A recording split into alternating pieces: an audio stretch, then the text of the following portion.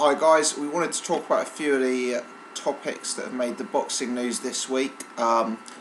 Big shout out to one of the subscribers who sent in a message asking us to do a Vladimir Klitschko versus Mike Tyson who would win video. We're going to get that recorded in the next day or so, so please feel free to send in any similar requests of historical fights or current fights or any other topics you'd be interested in hearing more about. It's been a pretty busy week. Paul Smith saga ongoing, Carl Froch a few developments, Nathan Cleverly a few developments. We've got a card in Leeds this week. My colleague here is exceptionally excited about the return of one of his favourite fighters, Ricky Burns. Also Brian Rose on the card, two of your favourites, mate. Absolutely buzzing, absolutely buzzing. How do you see Ricky Burns doing at light welterweight? I think Ricky Burns will do what he's always done, and that's be thoroughly unimpressive. Can't stand the bloke, I must say. Yeah, I must admit, he's so, I don't know if you're going to be able to cut down to 10 stone to fight him yourself, but he's someone I've never been totally convinced by. No, not at all, not in the slightest myself. I mean, has the guy ever done a world level performance? Beating Kevin Mitchell, in my opinion, isn't a world class performance. I find it very, very hard to get excited about fighters changing weights just because they've been beaten a few times. No, appalling boxer, in my opinion. Nothing but disrespect for the guy. Can't stand him. Would love to get in the ring myself, but unless he's willing to jump up 3 stone, it might not be possible. I'd give him my best shot, we'll have to see. Speaking of fighters changing weight divisions, Bellew cleverly announced 2 guys up at cruiserweight. It's your division, I think, right? How do you see that fight going? I'd like to see Bellew do a job myself. It's obviously a very interesting one. They're 2 guys that don't get on well, and I think that obviously makes for a great fight. 2 Brits with an intense rivalry will sell tickets, will create hype. I think these 2 have done a really good job of creating that. Now, I don't think there's too much doubt over who the classier fighter is there. I think Cleverly stands out, but it would be nice to see Bellew give a good performance. I personally have warmed to the guy, and I quite like the way he's gone about it. I mean, he's got himself in a situation where there's a big purse there, and he's going to potentially launch himself onto a whole different level if he can do the job there, and I'd quite like to see how he goes. Who do you think is more naturally like a... Obviously, light heavyweight 12 stone 7, cruiserweight 14 stone 5, I think it's 14 stone 5, so it's a huge gap. Who do you think is the more natural 14.5 stone man, just based on builds? Yeah. Looking at them at the conference, I think Bellew looks a bigger guy. I think he looks vastly sort of more sizable chap. Yeah. Obviously, in terms of his build, it's not one you'd wish upon anyone. It's not. It's not a nice build, but if you're asking who's got broader shoulders and who's taller, I think it would have to be Bellew. So Tony Bellew fought a heavyweight as an amateur. He was over 15 stone when he was 15 years old. My concern is that Bellew is the bigger man, but he's 14.5 stone through a gut, whereas Cleverly maybe not naturally 14.5 stone, but he's at least got a good sort of physique for boxing. I'm not one of these guys who thinks body beautiful is necessary. I've criticised Anthony Joshua numerous times. And you like Tyson Fury. And I like Tyson Fury, exactly, who's not got one of these beautiful bodies. What about a lot of criticism for this fight for 2 reasons. The second one is pay-per-view, which I'm going to touch on in a minute. First things first, the criticism has been about the WWE style build-up. As someone, enjoy it or not? This is part of a bigger conversation I've had with yourself many times. Now, I enjoy it very much. I think it sells tickets. I think it creates fans. I think it's very well managed and very well promoted. Now, with this and with other fights, I'm not sure how genuine the hatred actually is and how meaningful some of these comments and some of these insults are. They've done well. I mean, it's created a big payday for both chaps, and that wouldn't have happened if they were best of mates. Yeah. But I like it. I'm not sure I believe it. Yeah, I agree. I think my opinion is that Bellew genuinely hates Cleverly. He hates the way he lost the first fight on his home turf. I think Cleverly is possibly less bothered, but likes the paycheck associated with it. I must admit, I know I class myself as a hardcore boxing fan, and I know it's the hardcore fans who typically hate the WWE style stuff, but I like it. It gets me tuning in towards it. What about now? I did a video yesterday that's turned into a bit of a rant about the pay-per-view situation. Without, do not incriminate yourself in an answer here, but what are your thoughts about a pay-per-view fight for this? It's a very big boxing event. It's a very big boxing event on Sky. Sky Box Office. If people are going to pay £15 for WrestleMania, it probably is deserved to charge a rate for this. It's a shame. I think if you're trying to promote boxing to a wider audience, and there is often chat about this, try and generate interest in the sport, get more people involved, then you want these fights to be seen by maximum audiences. It's already off terrestrial TV, so you'd hope that those subscribing to Sky would have the privilege of watching it. Yeah. I would find a way of watching it, as would many others, but you can see why they've done it. I mean, Fury Chisora is on the week after.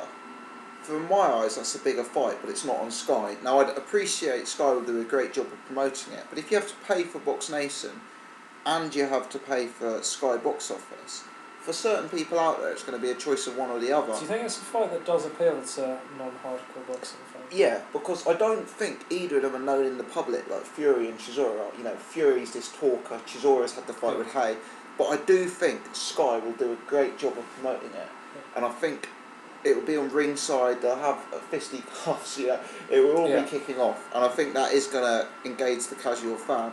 My point is, for someone, you know, if finance is tight, you've got Box Nation the week after, Sky this week. In my opinion, Fury Chisora is the bigger fight. It also annoyed me a lot about all of this nonsense about Eddie Hearn moving the date because it's good for boxing. He didn't move the date because it's good for boxing. He moved the date because he didn't want it on the same night as Fury Chisora. How on earth do you sell a pay-per-view on the same night? It's very disingenuous in my opinion. It's messy, isn't it? But the undercard as well, like, we've got James DeGale versus TBA, Scott Quigg versus TBA, Stephen Smith versus TBA. People who watch my channel know that I'm a huge fan of James DeGale, but let's be serious. DeGale against an unknown fighter, Scott Quigg, Stephen Smith, these aren't pay-per-view names. You know, it needs to be better than this. I don't think it is a pay-per-view fight. I think it's probably the poorest pay-per-view fight I've seen in the UK since Hay Harrison. Do you think something could emerge in the next few weeks? There could be more fights announced, yeah. Or a good opponent for one of the aforementioned fighters. Yeah, James DeGale is the only one who's a jaw. He's mandatory for Carl Froch. They're not going to put him in a fight he could lose, because then he loses to Carl Froch mandatory. So it's not going to be competitive in my opinion. I would predict he'll be in against Marco Antonio Periban. You heard it here first. A few things Eddie Hearn said just makes me think it's going to be Periban. I think DeGale destroys Periban. Anthony Joshua versus Froch is on the undercard. Good fight, but British title eliminator. That's not pay-per-view in itself. How do you see that one? Anthony Joshua against Froch. I don't think there's going to be any chance of Joshua being put in with someone who's realistically going to lose to at this point. I think any opponent that's lined up right now is going to be very beatable for Anthony Joshua, and I'm not saying Joshua is the complete article at all, but it's way too early for him to be given a genuine threat at someone that they think's actually going to beat him. So I think that could only go one way, and that will be a knockout to Joshua. You think a knockout early? Third or fourth. Third or fourth. I think I went second. So we sound like we're on when the same page. When did you say Ricky Burns is fighting? Saturday night. It's on the Josh Warrington card in Leeds. You got Brian Rose on the undercard, Josh Warrington headlining it. There's a few other fights on there. It's not the best card. No, especially if Ricky. Especially if Ricky Burns is on it. Paul Smith. We did a video last week and predicted he may never win another fight. No. In that video, we made reference to a fielding fight. I don't think either of us could have anticipated just how much Smith's profile has risen in the last week. I want to come on to Callum Smith in a minute, but just touching on Paul Smith first. It appears he could go down WBO rematch. He may get that mandated, or it may be a voluntary, or WBC against Dirrell. Just a bit of reaction to the Paul Smith chat.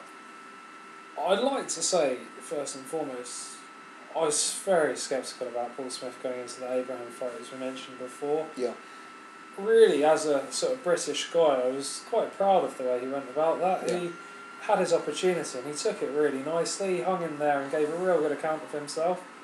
And since then, I think he's handled himself really, really nicely. I think he's said the right sort of things, and I don't think too many people disagree with his sort of comments over the last week. In terms of where Paul Smith's going to go, moving forward, I stand by the fact I can't see the guy winning another fight. I think he'll get another fight. I think he'll get a handful of, good fights. Abraham again, perhaps, which I think he'll lose again. Debatable, but I think he will lose that again. I think Abraham will approach it very differently, and I think I agree. Abraham's class would shine through if that fight was arranged again. If he manages to get Abraham again, which would probably be the most likely, and if he gives another decent account of himself, then he does become a realistic opponent for, decent level British boxers. Fielding. Rocky Fielding. See where Groves goes. It's not one Groves is going to want to take in a hurry, but it may well be something that emerges if he doesn't pick up a world title.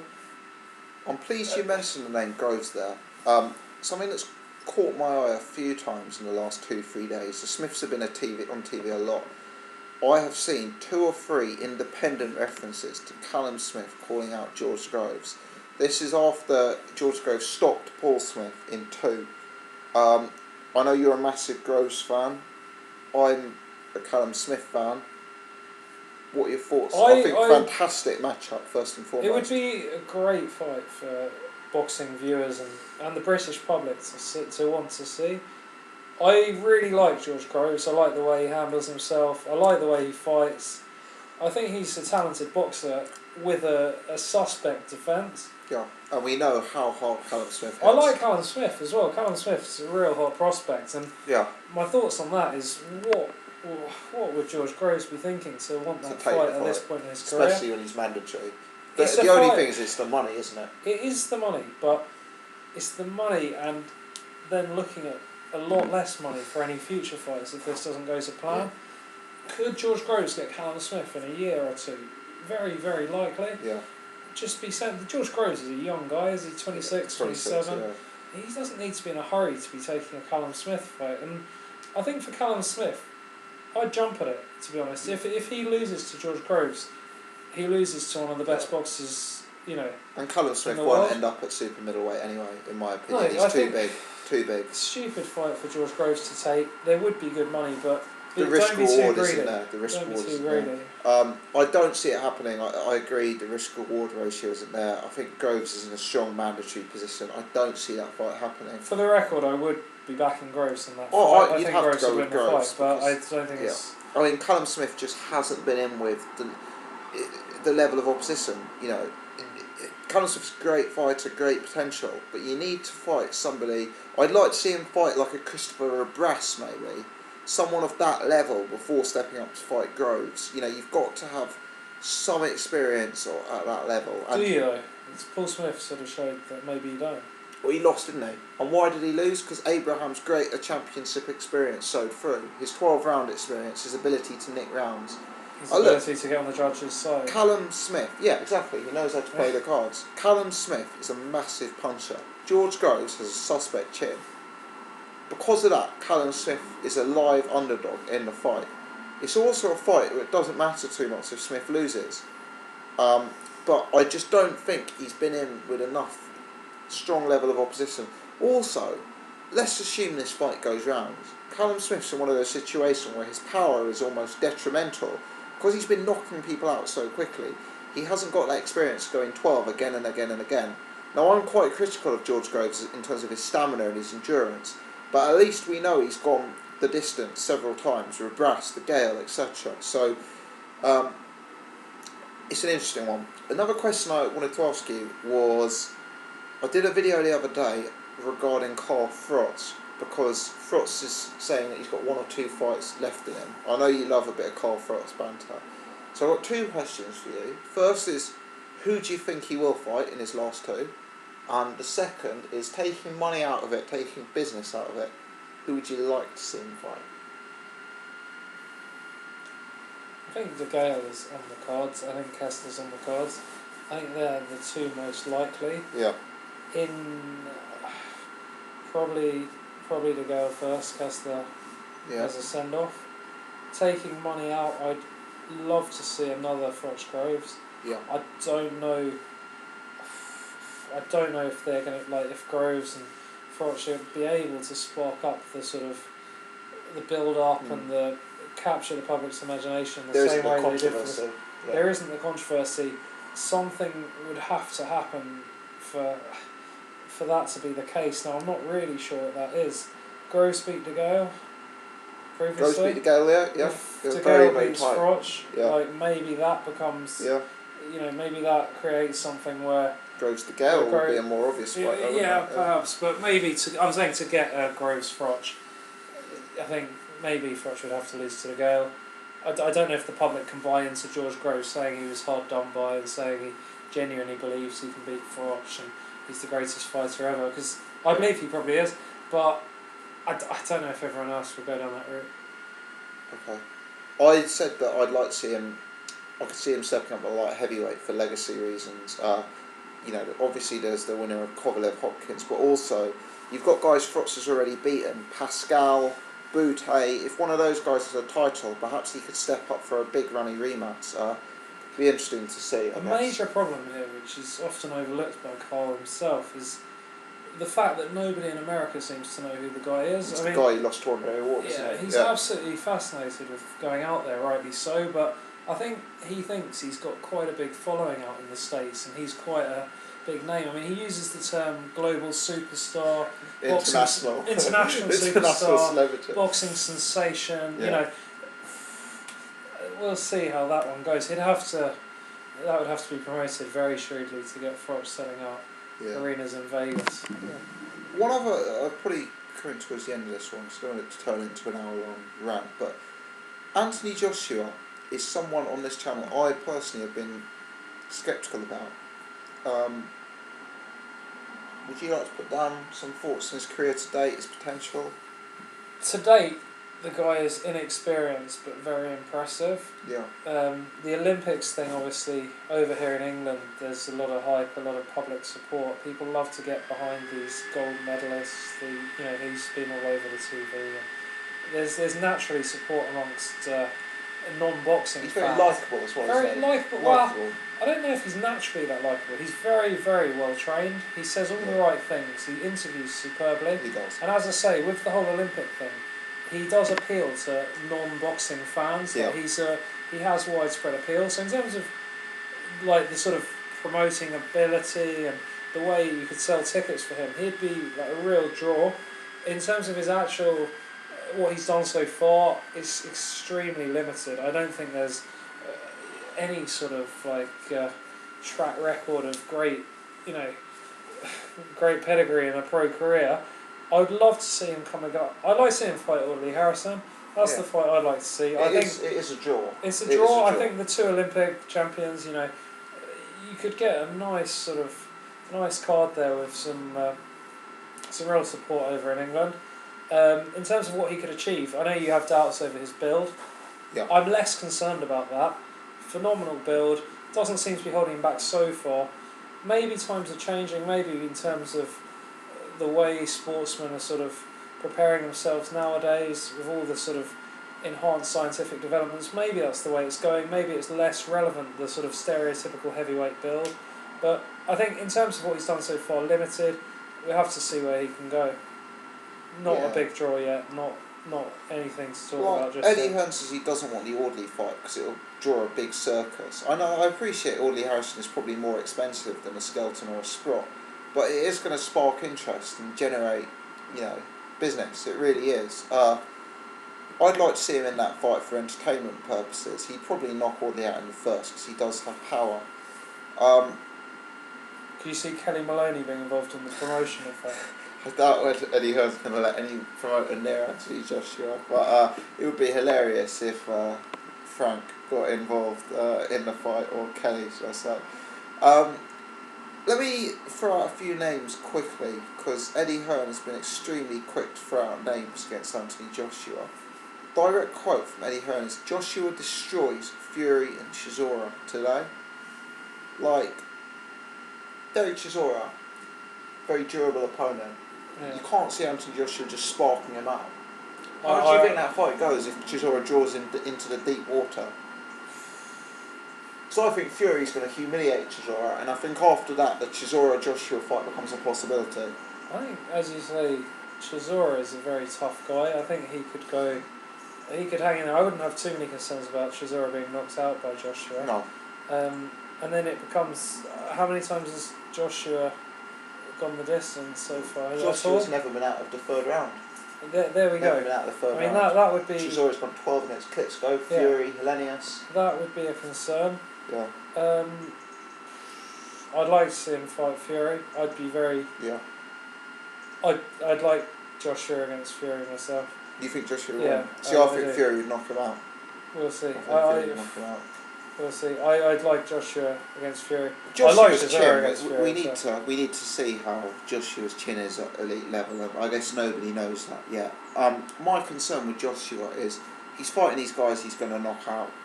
Michael Sprott is a decent level operator, but he got knocked out last year by Kuntepa in one round. He got knocked out last year by Carly Meehan in one round. We're probably going to see Anthony Joshua do the same. Now my concern is he's going around knocking everyone out. He's going around throwing his stiff jab. How is he going to do in the later rounds? How is he going to do when someone like Derek Chisora, after 5 rounds, isn't budging? How is he going to do when he's throwing this stiff jab and he finds Chisora's 1 inch away from his face, in his chest, sticking his head in, throwing shots to his ribs? How is he going to do it in the 8th and 9th? He's lagging and Chisora's just getting his second win and starting to come on strong.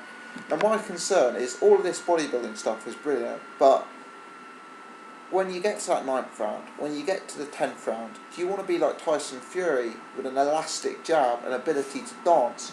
Or do you want to be a bodybuilder weighed down with 10-stone biceps? It's unproven at this point, isn't it? We don't actually know how Joshua will be after 8, 9, 10 rounds. So look at the Olympics. Look at how he. I appreciate you pace yourself for the length of a fight, but in an amateur fight, look how gassed out he was after the Well, I think with Joshua, as we've said before, with Eubank Jr., Callum Smith, these guys, I think you've got to approach their sort of careers sensibly. I think you don't want to jump up too quickly. I'm not sure a Fury Joshua would be a sensible fight anytime soon. How many fights has Joshua had? Sprott will be his 10th. He's at 8 now. So Dennis Baktov 9th. Yeah. Dennis Baktov fought Konstantin Aric, who was his last opponent last fight. Then Sprott 10. I think you want to be careful with these guys because you've got to get them prepped for a big fight. Fury Joshua would be a huge fight. Yeah, could sell out Wembley Stadium. You don't want to do that too soon. You want to keep the Joshua unbeaten thing, keep the hype. And right now, Fury maybe actually, but in time, I think Joshua's bigger package. How does David Hay work in this equation? David Hay, does he box? What a talent, but there's only so many times you can sort of retire or get injured, have an operation. The guy, I hate this in sport, and it happens in boxing more than most. When you've got someone at the peak of their powers, and hey, is he 32, 33? He's 32, yeah. 32. He's a guy aged 32. 33, maybe. Fit as a fiddle. I mean, he's had his operation, but he is, he's a fit guy, just sitting, doing nothing. Like, he'll be 40 before he knows it. He'll be looking back thinking, what the hell was I doing? I would love to see Hay going after some of these guys, but he's just not fighting. Look at Amir Khan. 1 fight in the last couple crazy. of years. It's crazy. They're waiting for all it is they're waiting for the mega payoffs. They're waiting to hit the jackpot. They're not interested in having 10 fights for 300 grand to go. They want to have 1 fight. Yeah, absolute jackpot. There's got to be a middle ground. There's guys that will fight Hay for a decent draw and keep him boxing. Like, he's not. When did he last box? He last boxed against Derek Chisora. I was at the fight. It was ages ago now. I'll tell you what I imagine. Straight into a big one, so I think Hay's going to sign with Al Heyman. Al Heyman promotes, manages, advises Deontay Wilder. Deontay Wilder's people probably expect Deontay Wilder to deal with Stavern Now, Deontay Wilder's then got a mandatory against Bryant Jennings, but there may be scope to do a voluntary. Because the two have sparred, Hay and Wilder, perhaps there's some talk about those guys getting it on, having a fight. Hay probably knows he's got the beating of Wilder, that's my gut instinct. So I think he's going to wait around, see how the Wilder-Stavern situation develops, have a warm-up or two, hopefully knock out Audley again, I doubt that will happen, and then go into the fight against Wilder. I'd love to see. It's not happening, is it? Hey, Fury again. Well, No. not again, but would Fury never agree to that? Fury won't agree to it. It'll be a good one. It would be good. And there'd be some. We talked about, pantomime discontent. I think there really would be if there was another fight between those two guys. I think there'd be some genuine hatred. I think that would really be a nice fight. That is a 50-50 fight. You've got Hayes' punching power, you've got Fury's size and jab. That is a 50-50 fight. This Fury-Chisora fight, really good. I love British heavyweight boxing, I'm looking forward to it. But we're talking about a guy Fury schooled when he was 23. Like, it's not a 50-50 fight. He thinks Chisora will win. I think Chisora looks good at the minute. Fight. I think Chisora's weight absolutely fluctuates, and I think at the minute he's looking better than often. Yeah. I don't know. I quite like Derek Chisora. Chisora is a decent fighter at a certain level. He's fought at world level 4 times. He fought Robert Helenius, European champion. He fought Vitaly Klitschko. He fought David Hay, and he fought Tyson Fury. 4 top 10 heavyweights. Each time he stepped up, he's lost. How many world level fights has Fury had? Fury's best opponent is Derek Chisora. He's also fought Kevin Johnson, who went in with Vitaly Klitschko. Didn't get knocked out, points lost. Similar sort of setups to Chisora. He fought Steve Cunningham, who was a multiple cruiserweight champion, stepping up to heavyweight. Who else has he fought? I could tell you, I've watched pretty much every fight. It sounds like, although Chisora has failed at top level fighting, it does sound like Fury's a little bit unproven at that level. Well, he spanked Chisora when they fought when he was a child. Could Chisora be an improved fighter since then? Having been in the ring with Klitschko. See, everyone puts huge emphasis on Chisora's weight. You know, the fact that Chisora has cut so much weight, the fact his movement's improved. I think this whole thing is a fallacy. Chisora came into the ring at 20 stone for a reason, and that was because he was going in against a 6'10" heavyweight who was naturally an 18-19 stone man. He didn't want to be pushed around the ring. He didn't want to be overpowered. I think it was a tactical thing. Has Chisora improved? Yes, but who's Chisora beaten? Kevin Johnson, Malik Scott, fringe level competitors, top 30, top 40 level competitors. We know Derek Chisora is a top 30, top 40 fighter, that's not in question. But to beat someone like Tyson Fury, in my opinion... How many times has Fury gone the distance? Oh, Fury's gone the distance. A lot.